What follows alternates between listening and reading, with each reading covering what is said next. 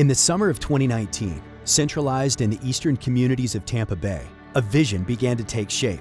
The vision to glorify God through the fulfillment of the Great Commission. The means, making disciples. With the help of Pastor Scott Pierre from the Grove Winter Garden, through a relaunch and rebrand of a local body, the first steps of the vision becoming reality were taken. Pastor Scott said, "I was connected to a small and passionate congregation, one that was searching for a strong leader who shared the vision of fulfilling the Great Commission through discipleship. I knew the elders that labored long hours well, Pastor Dan and Kevin, and I knew the next step would be connecting this body and my godly friend, Kurt Gebhardt. Under Kurt's leadership, the kingdom work began in earnest."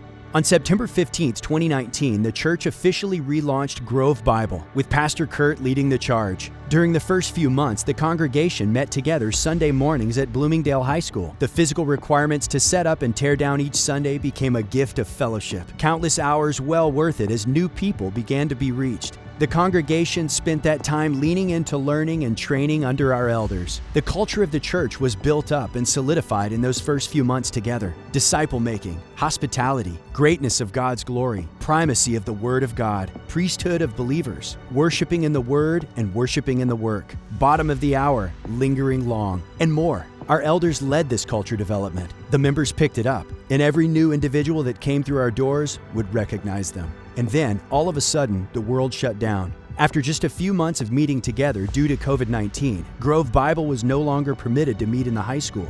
What could have been a hit that would have effectively shut the church down. Through the reliance of the Lord, the body, under the leadership of the elder board, Kurt Gebhardt, Dan Clausen, and Kevin Huggins, shifted to an online platform for Sunday services. With the lack of a physical meeting space, live streaming services were the only step forward. The innovative tech team took every effort to improve the live stream experience in order to continue to replicate the culture of the church as much as possible, as our online presence was the only way to reach people in this season. After 34 weeks of meeting exclusively online, the Lord orchestrated the growth of the church to include the purchasing of a property in fall 2020. Upon being able to gather again, it became immediately recognizable that the Lord had worked mightily during this season that could have been destruction to actually grow the quality of the congregation, both in numbers and in hunger for kingdom work, the culture of the church, and desire for hearts to be knit together.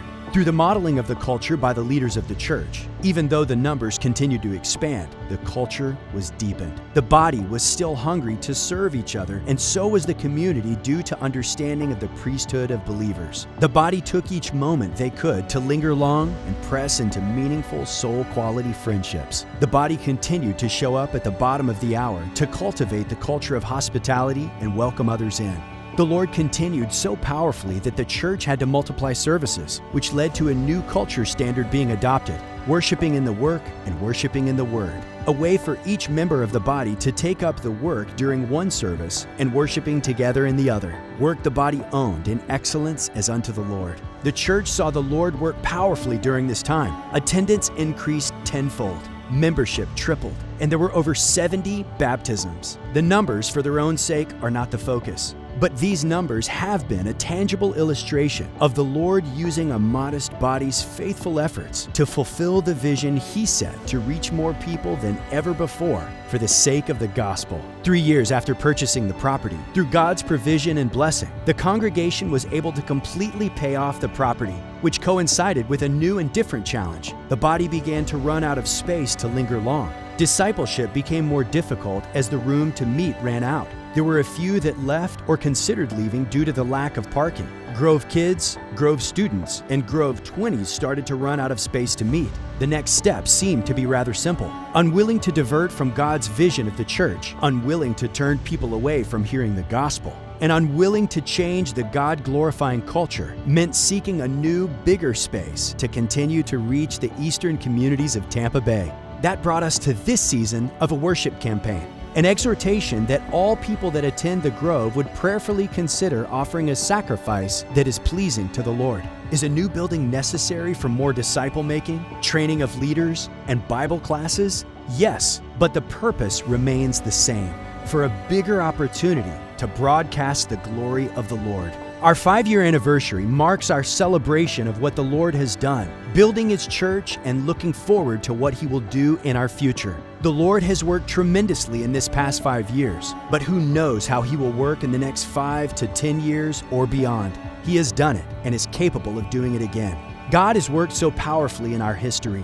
Our body remaining faithful to the kingdom work before us, the continued vision, culture, and goal. We are pursuing a new building a few miles from our current location. Why? Because King Jesus is worthy to be praised, and our efforts are to share the gospel with as many as the Lord would bring, without restrictions due to physical limitations. God has worked in mighty ways in and through Grove Bible in the past 5 years, and we are expectant that He will continue that powerful work.